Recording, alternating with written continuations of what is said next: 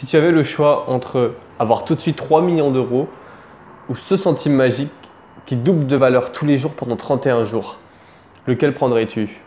Si tu comprends l'effet cumulé, tu prendrais le centime magique, car sa valeur est de plus de 10 millions d'euros à la fin des 31 jours.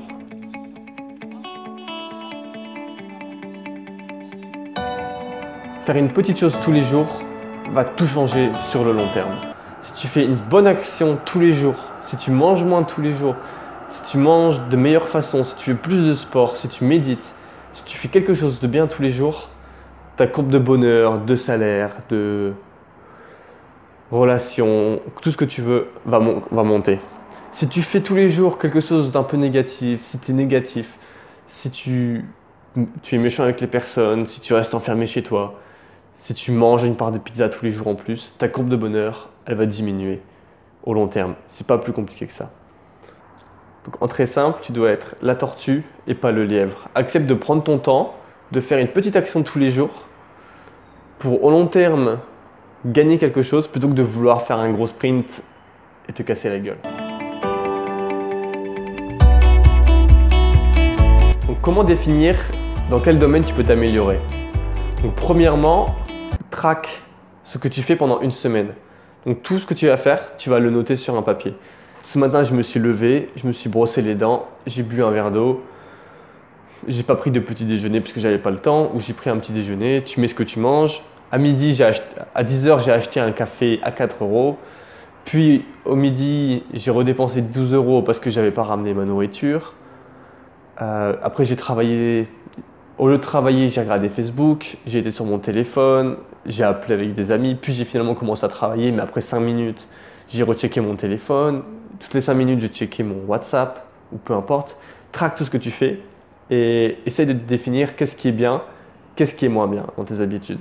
Une mauvaise habitude peut être de boire du café que tu payes tous les jours. Quelqu'un qui paye tous les jours un café à 4 euros, au bout de 20 ans, aura dépassé plus de 50 000 euros. Il y a tellement d'autres choses que tu aurais pu faire avec ces 50 000 euros que de boire du café.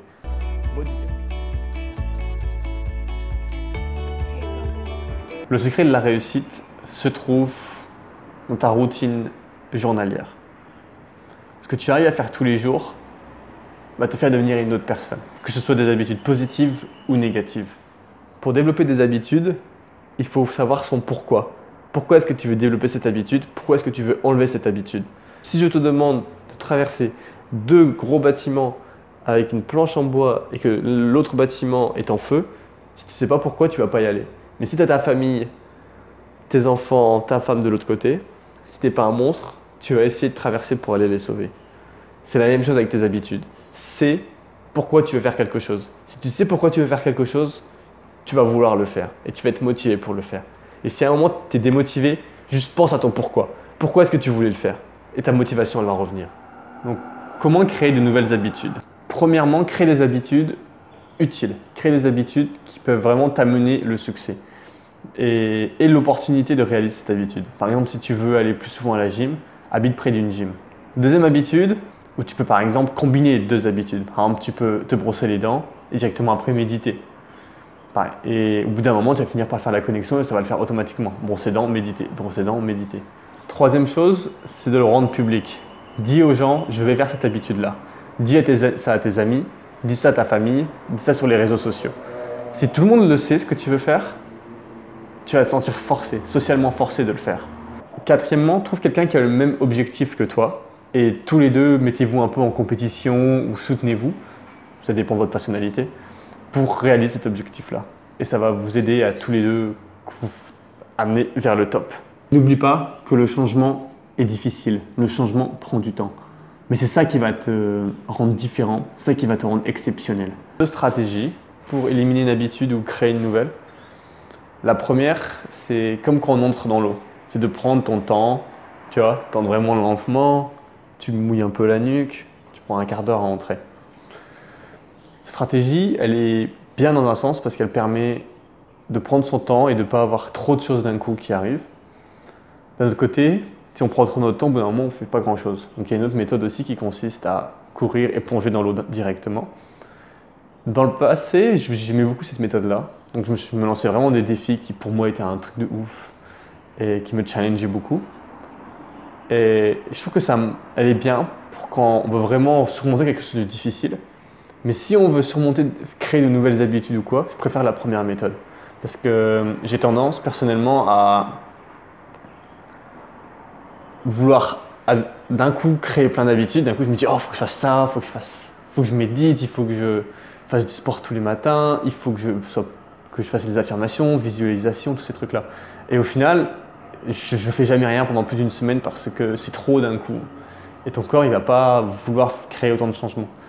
Donc moi, personnellement, ce que je recommande, c'est de créer les changements un par un, vraiment très lentement. Ce que je suis en train d'essayer de faire en ce moment, je suis en train d'essayer de faire du sport tous les matins. Donc là, ça fait 3 semaines que je le fais. Pour l'instant, je réussis. Je suis en train d'essayer d'implémenter la méditation dedans. Donc je le fais le matin ou l'après-midi, ça dépend. Je le fais quand je commence à avoir un flot de pensée trop grand. Ce que j'essaie de faire aussi, c'est de faire une demi-heure sur ma chaîne YouTube, mon blog, pour écrire des articles par jour. Parce que j'ai vraiment du mal à me maintenir dessus et à être vraiment consistant. Donc j'essaie de faire ça, on va voir ce que ça va donner.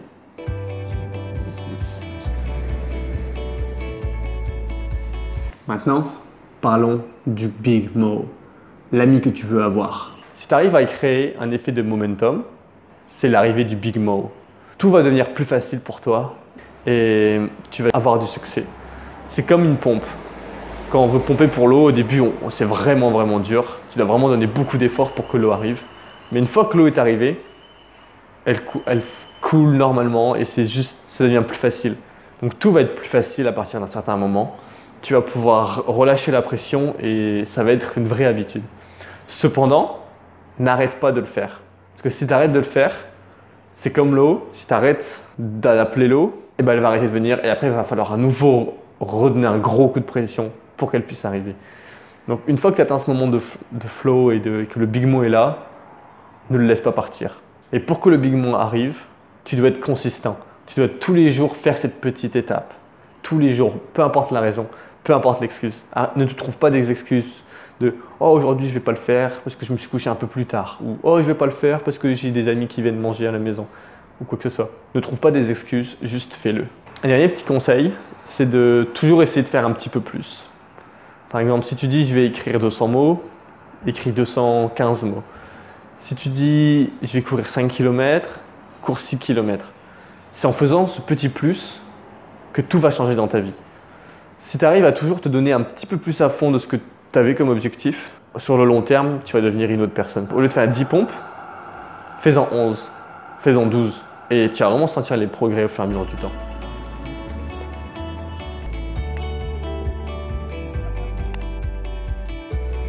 Quelles actions peux-tu faire pour réussir à créer de nouvelles habitudes?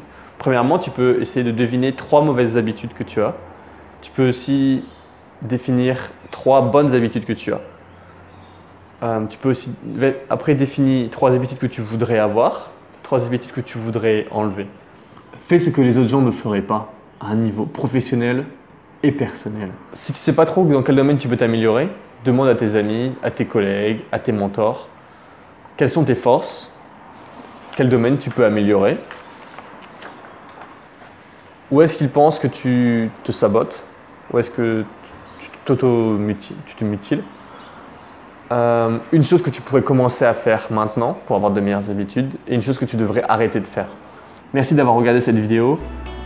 Si tu as aimé, mets un petit pouce bleu, ça fait toujours super plaisir. Mets un commentaire, c'est encore mieux. Abonne-toi à ma chaîne, là ce serait le top du top.